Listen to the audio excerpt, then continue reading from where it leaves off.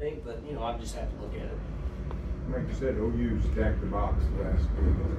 Ready to do something about it. They clearly stacked the box today. You weren't able to do anything about it. What was the difference? Well, one of the conditions weren't real favorable for us to do something about it. Once it started happening, it was difficult to throw it around a little bit, and so that hurt us at that particular time. Once we got in that position and we needed to get the ball out down the field and out on the perimeter, and it was difficult there for a couple quarters. I guess there was a sideline report that y'all didn't have all your rain gear or something. I don't know, how much stock did you put into that, or what the rain did to change you guys' plan? A report of what? I guess there was a sideline report that you guys didn't have all your rain gear. I don't know if that's even true or not. I wouldn't even know what that for the players. Yeah, apparently. Oh, I don't even know what rain gear is. Honestly, I don't. Okay. I don't even know what maybe they're talking about for us. I don't know. I don't. We don't put the players in anything different. Y'all weren't missing anything though, were you? Not that I know of. We didn't miss some coaching. We didn't coach very good, but no rain gear. I don't know anything about that. Well, what effect did the conditions have on the game? Because the rain seemed to come really quickly there. Well, we got behind by a few scores, and we needed to move the ball somehow on the perimeter, get the ball downfield. And for the second quarter, he couldn't throw the ball. So, but they had the same issue. They just had the benefit of being ahead, so it worked out. That's not why we lost the game. We lost the game because I think we got out-coached, and they made some 50-50 plays, and we didn't. Now, when we needed to play some catch-up and do things that we've done in the past, and conditions weren't very favorable, so I'm not going to say they were, but that's just the way it is. When you say we got out-coached, what does that mean? I think scheme-wise we got out-coached. I think they had better schemes versus our defense, and I think their defense versus our offense, I think they out-coached us. Now, I'm going to have to watch the tape to be fair, but I think just, you know, my job is to watch and make adjustments during the game and see how things go and have conversations with the staff and both sides of the ball. And just my judgment from watching it from the sideline is that they were better prepared than we were for this game. Mike, you mentioned that a couple times this year after losses. Does it concern you that this is maybe the third or fourth time you guys have been out-coached in the season? Well, we've been pretty good the last 6 weeks. So I think you understand now, coaches have schemes going in games, and sometimes theirs are better than ours, and ours are better than theirs. And sometimes players play better, and they play better, and we did, and so on and so forth. We would like to say that we want to out-coach everybody 12 times a year. Probably not going to happen. I've been doing this a long time. There's times that when we get home and watch the tape, we're like, gosh, that just wasn't very good schemes and concepts for this, or we underestimated that they could do this. And that happens. That's just coaching, right? I mean, that's just part of it. And in this league and in college football now, with things going on, the parity is there. Like every week, you're just not so much better than the other team that if your concepts aren't as good and they play better than you, you can't just overcome that. So most of the teams in this league are all about the same. And so my honest opinion is that they coached better than us in this game. And then on the 50-50 plays, which are, you know, passes down the side where we have a chance or they have a chance, both sides of the ball. Or we have a chance to break a tackle, they have a chance to tackle us, or vice versa. I thought they made more 50-50 plays than we did today. And then I thought that their schemes were better. They got you on some big plays that's happened a little bit this year with that secondary beat. So, you know, was there a consistent through line that you could see that why they kept getting you guys deep so much? Well, we had somebody right there. The deep balls that they hit, I think, they hit about 3 of them, right? Well, the first play of the game, he was right on him. And I think there was 4, but the coverage wasn't bad. Now, the one offsides where they threw it up and the kid came back and got the ball. I mean, that happens sometimes. But the other balls that were 50-50 balls, our coverage wasn't bad. We were right there. They just went up and got them.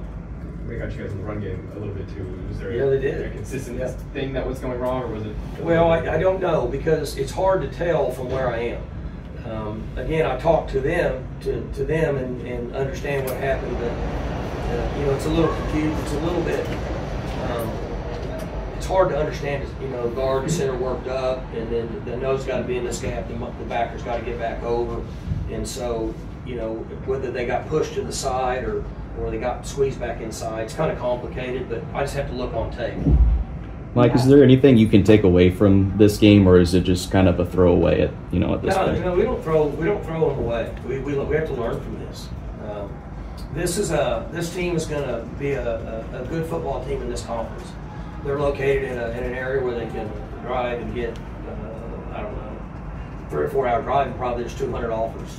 So, and I think their enrollment here is about 70,000. So this is going to be a good school in this conference. So we need to learn from this. We have to watch this tape as coaches, as hard as it is. We have to watch it and take notes and learn.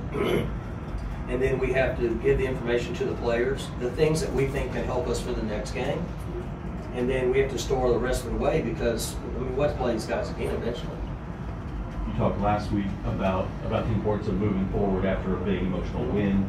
Now you got a really tough loss. Is that different, the same, more challenging? It's the same, you know. And that's not really coaches talk. That's every week. You know, I shared it with them then. I said, you know, last week we were riding high, and I was worried about all your emotions. And I said, now your challenge is to face adversity and face face the facts when things don't go well, coaches and players. And then you have to move forward. There's nothing we can do about this game, but we don't throw it away. We learn from it, and then we move forward. And guys have got to come back, and you know, some of them will lift tomorrow, and then Monday they got to work out and practice and get ready to play another game. We got to travel on the road, and the teams that we're playing in this league are pretty equal to us. So we got to get ready to play each week. Mike, for the way the game started, I know that score next time they get that score. And the way you started, moved it a little bit, and fumbled, moved it a little bit, and a pick. It's hard to believe that you were ready to play. I mean, it looks like you weren't ready to play. Emotionally. You know, I can't. All I can do is go off what I see. So I can't answer any way other than, you know, because it's going both ways. Like they scored, we went right down the field. We were rolling pretty good, then we fumbled. So like, I mean, did the fumble? Does that mean we're not ready to play, or they got a good hit? I haven't seen it. Then the other time, we're going right down the field. We threw an interception on the 12-yard line or something, right? Bounced off the helmet. So I don't think it would be fair for me to say we weren't ready. We were ready up until those things happened.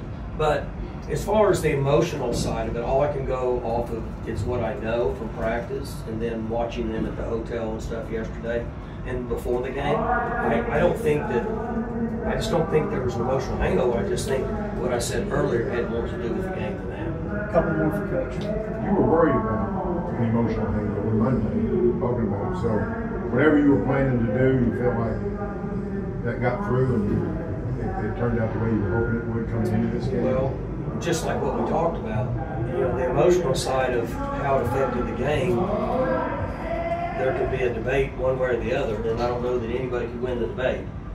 But whatever, it didn't get accomplished. But I'm going to go back to what I said when I started this. I think we got out-coached. So the emotional side of that shouldn't be as much of a factor.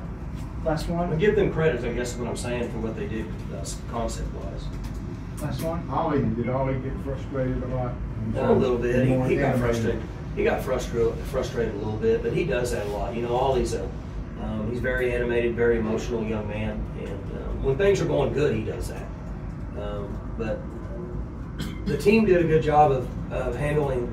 They didn't lose their composure as a group, and their body language wasn't bad. They continued to work and fight.